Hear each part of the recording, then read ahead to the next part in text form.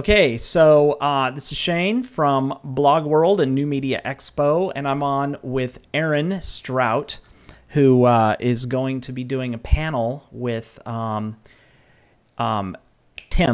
Hayden, and it's going to be on mobile. And Aaron, tell us a little bit about your talk.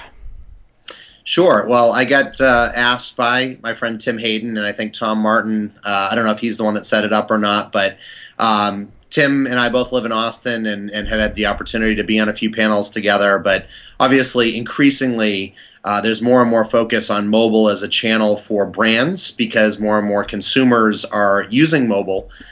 Interesting stat that I found out the other day, and that is that 87% of the world's population, so that's a lot, that's like 6 billion people, have some sort of a mobile device. Seriously? So 87% of the world's population, yes. So if you think about it, more and more people than ever before are on mobile devices. Now, if you look at the United States specifically, somewhere between 40 and 50%, I think the last number I saw was 42% are smartphone enabled. So obviously with a mobile phone, there's a lot you can do. With a feature phone, there's even more you can do.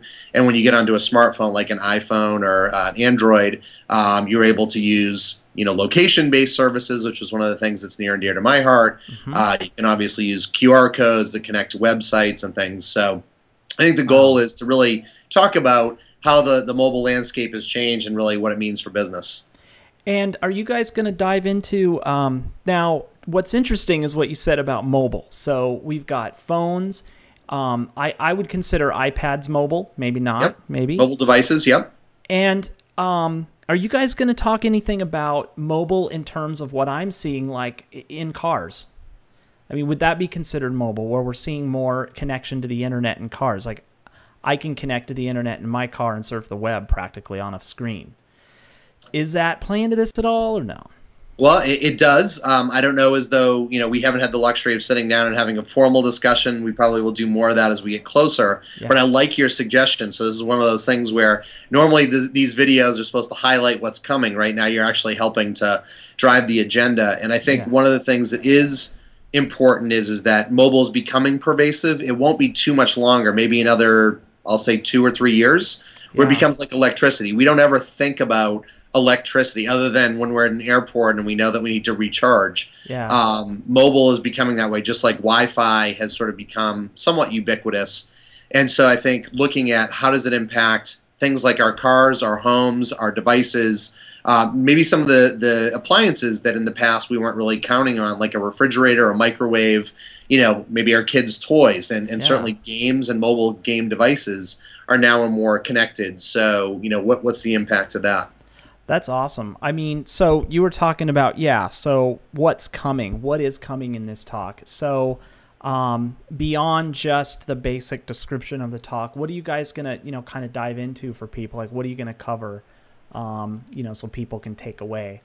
Yeah, the thing that we like to do, and I know that Tim and I at least have spoken at BlogWorld a few times now, and we try to be prescriptive, and so I guarantee you that we'll have some good case studies. Awesome. We'll make sure that we have some good stats. I throw out a couple, but we'll probably have at least 20 to 40 stats that people will be, that I'll say are tweet worthy. We'll also talk a little bit about the evolving landscape. So where are we today? Where are we going to be in the next 12 months? And then where are we going to be in the next 3 to 5 years? And one of the things that we'll probably do is cheat a little bit. And there's a woman named Mary Meeker who is one of the foremost analysts in the space. And she's done a lot of SlideShare decks and puts out a lot of research that she does primary research and then collects others. And so she's sort of the godmother versus godfather. I'm doing air quotes. We'll make sure that we have her well represented in terms of some of her latest thinking. Oh, wow. No, that's awesome. I mean, that sounds like it's going to be, I love the stats. Stats are good. Stats are awesome. Yep. I noticed in your takeaways, you guys are going to talk a little bit about spam and mobile spam. And I just wondered, so how are you guys going to kind of talk about that? Because that's kind of one of those topics that's kind of hot right now. I see flying around is the spam in terms of mobile. Well, I think the key with that is that we started with the positive, right? The fact that more people than ever have mobile devices, more and more are on 3G or above connectivity. More and more people are getting smartphones. So our computing power on these mobile devices, including tablets, et cetera, are more powerful than ever. Brands are starting to leverage this, right? They're starting to do things with it. I think there was last year, Google collected $2.5 billion in mobile revenue, right? So, and that's probably going to go, I'm going to guess, north of 5 to 6 billion this year with a B. People will not tolerate brands talking to them through some of these new mobile channels, things like Foursquare or mobile Facebook or, you know, direct if a company's got an app like Starbucks does. Right. They will not tolerate these on their phone if brands start to abuse these. And so usually brands are more respectful than not. Then there's this other layer of folks that are the sort of dark side, right? We get it in our email. We get some of the text messages. We unfortunately get some of it in our mail. There are folks that either just, you know, put junk in there or intentionally try to game the system. And there will be an increasing wave of this as time goes forward. I think just recently the FTC basically allowed people to start using your cell phone as a device that they can do cold calling on, right? So that makes things problematic in terms of getting that. So that's just one form. It's easy to ignore a you know, a cell phone call, but where it does become problematic is when it starts to take over some of the applications you care about, or even worse. You know, we remember on websites, you know, you downloaded an application and there was this malware that came along with it, or this what I'll call scuzzware, right, where it started doing things and changing the settings on your machine when you weren't really expecting it, maybe popping up messages that you didn't want to see. So I think we can talk about, you know, one, brands, obviously you don't want to be associated with this inadvertent spam, and then what are some of the things that maybe consumers can do to protect themselves against some of this other maybe dark side spam that has come along in other channels. Yeah, no, I fully, that's awesome, because I think that's an important, you know, that's going to be important for people to hear too.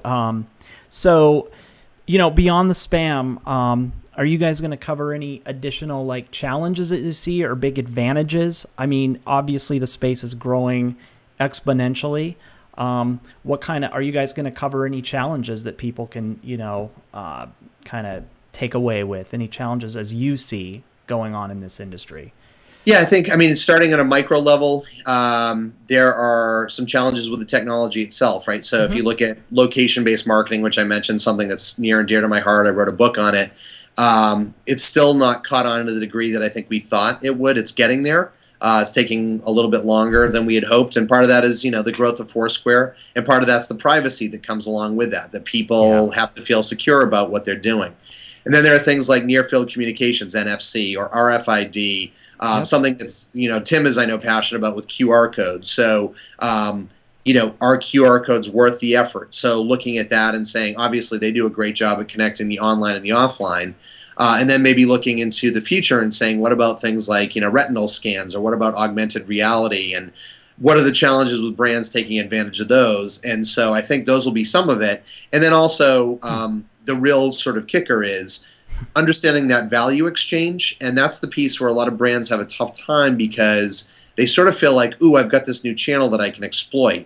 And you're now sort of more personal than ever, right? Because you're down to this device that people sleep with, and it's the first thing they see when they get up and the last thing when they go to bed.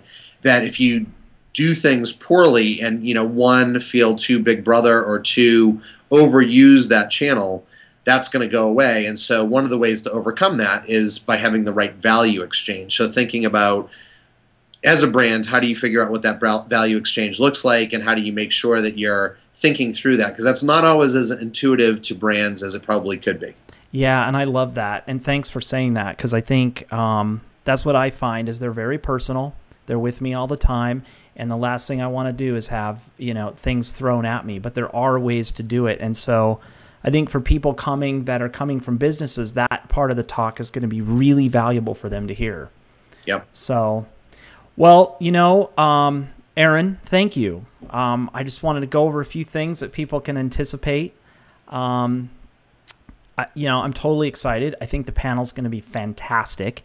It's got some amazing people on it. I think there's you, there's Jeff Hansen, and then Tim Hayden. Yep. I think it's going to be phenomenal, and so I'm excited for it. So thanks. Well, thank you for having me. And, we always try to deliver value. And one of the benefits is that I don't know Jeff as well, but I know that I think he speaks a fair amount as well. And that we always try to keep our audience in mind and make sure that they will walk away chock full of insights and ideas by the end of it. And they appreciate it. Well, let's hope. Thanks a lot, Aaron. Thanks. Hey, my pleasure. All Thanks right. for having me. Bye.